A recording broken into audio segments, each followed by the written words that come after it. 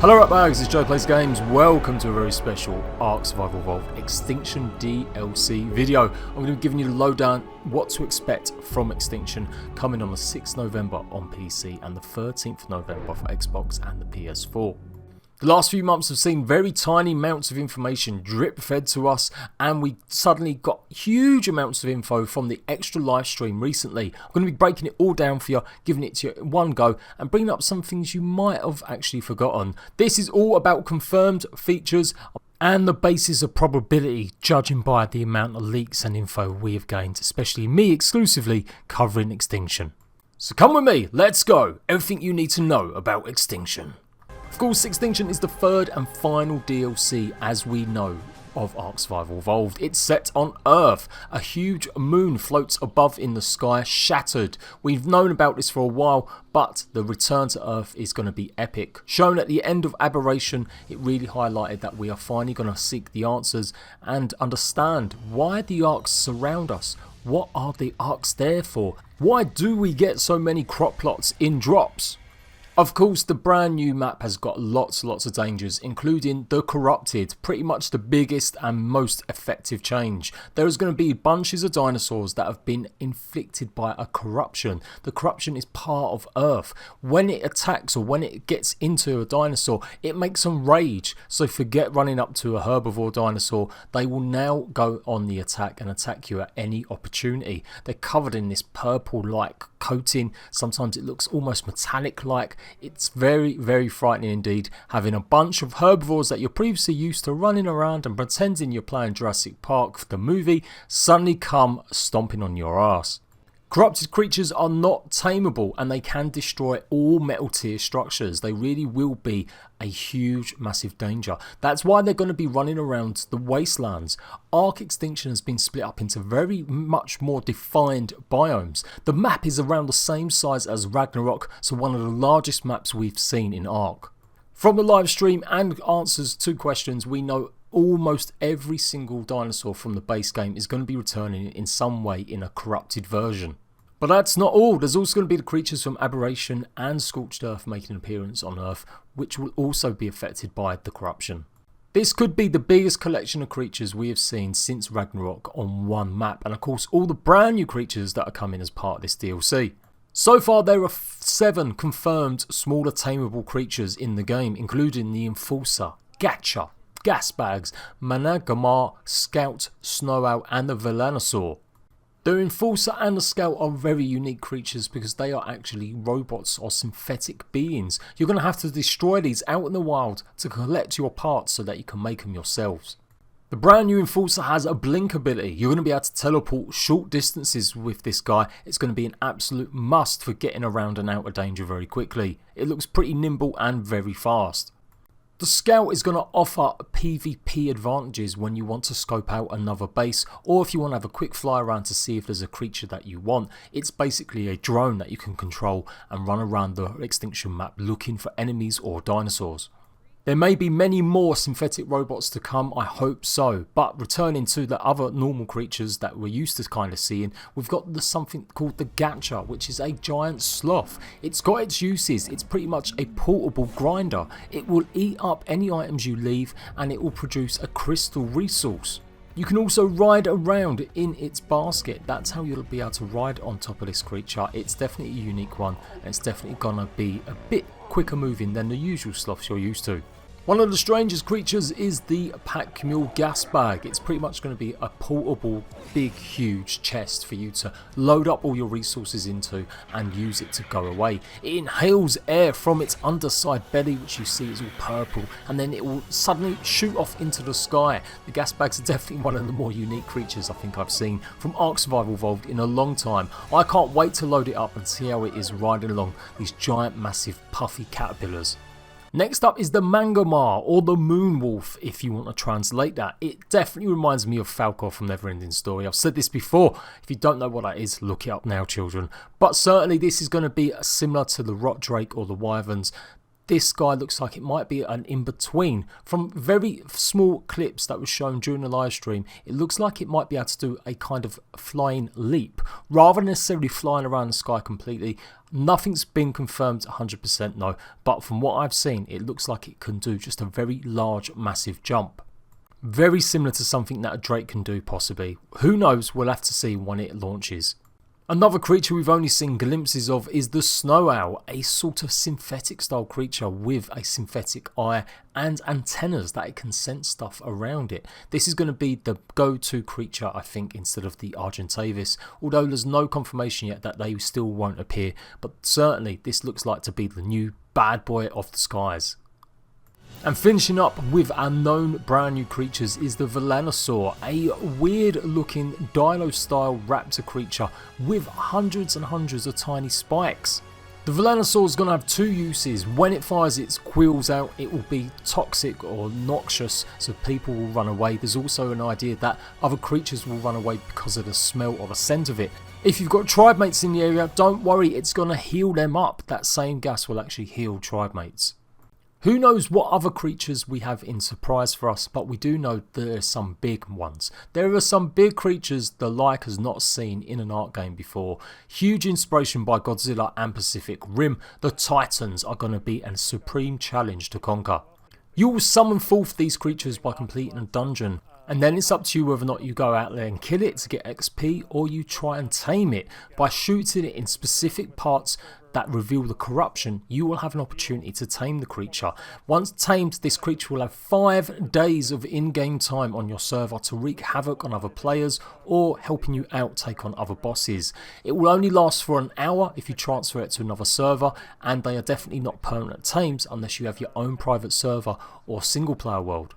Confirmed at the moment, there are 4. There is the Ice Titan, the Forest Titan, the Sky Titan and the Desert Titan, with a yet not 100% confirmed idea that there is a King Titan. I told you guys over a month ago that in a Japanese interview the devs were speaking to a press team announcing that there was in fact a 5th and final Titan, the King Titan, the Titan that you would have to confront once you defeated all 4 sub-Titans.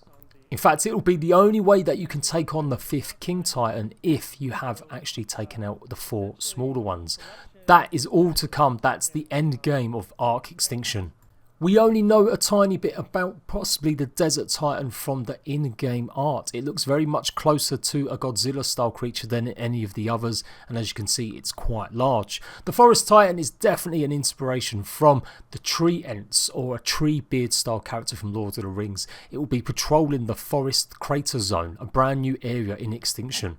Then we have the Ice Titan, which was revealed in the Extra Life charity livestream, showing the power of it and the size of it.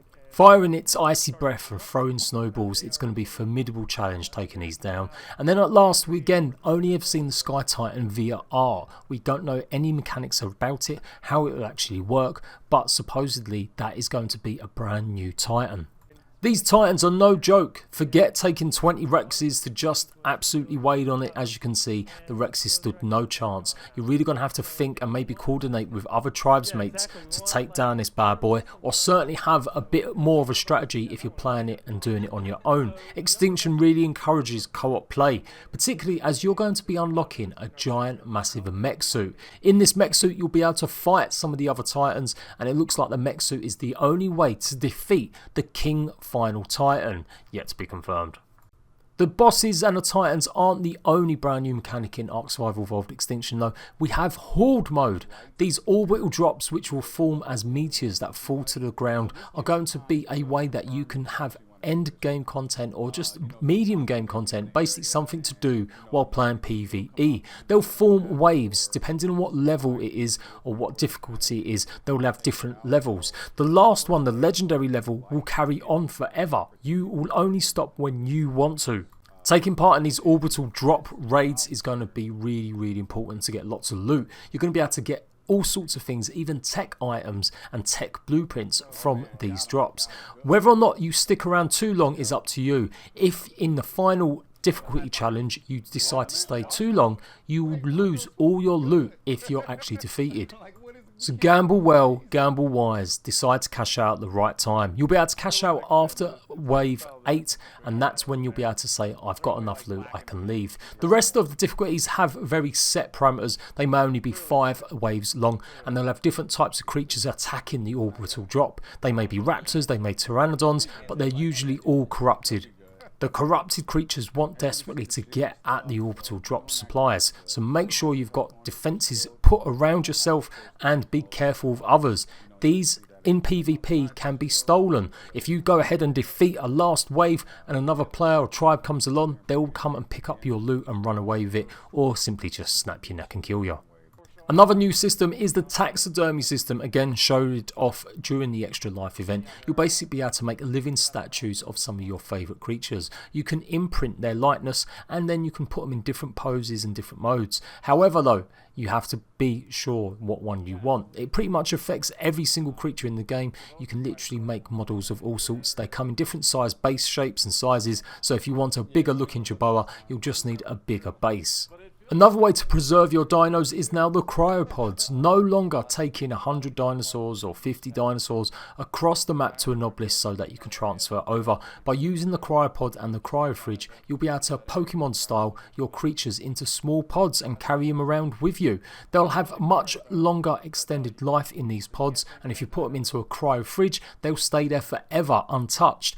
This can also be used for imprinting creatures. If you suddenly run out of time and you're not going to make that next hour to do your Giga, you can use your cryopod on it and come back a few days later, a week later, whenever you're ready to carry on your imprint. It's going to really help out the people that just don't have time to sit up for 24 hours imprinting some of the stronger creatures in ARK. There are a bunch of other items and resources that I'm going to rattle off right now and give you a brief description of what we know. Kicking off with the resources, you may be able to get some polymer nodules or corrupted nodules even when you kill corrupted creatures. Not guaranteed every time, but they will drop substances that can be a substitute for polymer and organic polymer, so very useful indeed. Some of the mechanical synthetic creatures are going to need element dust. That might be the only way that you can power these creatures. And I'm guessing you're going to have to refine that from some sort of unstable element. That is another resource available in the game. Another resource you may need to do some sort of tribute is going to be the corrupt heart. Again, another resource by killing the corrupt creatures. There's going to be a bunch more resources we don't have enough information about yet, including maybe something to do with the sulfur salt fields or the noxious fields we've seen, but nevertheless I'll give you a complete guide to everything you need to know about the resources once we get live on the servers. More non-explained items like the dino leash, cannon shells, as well as a bunch of abbreviations. What we're assuming it is weapons are MDSM, MRLM, MSCM. No idea what they are. Let me know if you do. We'll soon find out though. Also going to be rocket pods, the taxidermy tools to actually make sure you can get your creatures and make them living statues, and the item balloon, which we do know a little about of. It's kind of like your own personal gas bag. You'll be able to put your stuff in it, set it off, and it will go back to your base. However, be careful, other players can shoot down these balloons and take your items from you. A few bits of more interesting stuff came from the live streams, including the city terminal. This is where you're going to actually have to craft some of the synthetic creatures. These are very much needed. If you want the scout or the enforcer, you'll find them in the great city. Alongside that, something that has been arsehole for a long time, it looks like they've made it into a tech item, is the tech bridge. It is going to be a tech structure, same as all the other structures, but it does look like it can extend. Something that Wildcard have put into the game or wanted to put in the game for a long time, but just never had the time to. Although the extension is only hearsay at the moment, there's no guarantee it actually does that job, but I presume it does with it being so advanced technologically. There is so much more to talk about with Extinction. The giant biomes that house perfect little snapshots of their environments. So when you go to summon the Titan, the Frost one, you'll be fighting inside a snow-filled landscape. And we have the presumption that it's going to be similar. All around these areas is going to be the wasteland where the corrupted roam, and the only real safe point is going to be in the city. This is where you'll all venture forth, and it's in the centre of the map, and hopefully there won't be too many corrupted around these points. points of entry. It's going to be really interesting to see how this plays out on PvP servers. Let me know how hyped you are for Extinction. That is pretty much everything I know about Extinction right now. I've got so much to come once the gameplay is out there. I'm going to be there first. I'm going to be showing you guys all the creatures that you can spawn in, what their abilities are. I'm going to be showing you the Titans, and I'll be showing you the ending of ARK. If you don't want spoilers, don't watch anyone's channels on the 6th November. I am Jay Plays Games. If this video has helped you out, make sure you like it. Don't forget as well, I'm running my own Patreon servers. If you want to come and join, you can do so just by supporting me for $1. Link is in the description down below. I'll see you ratbags for another video very soon. Bye bye.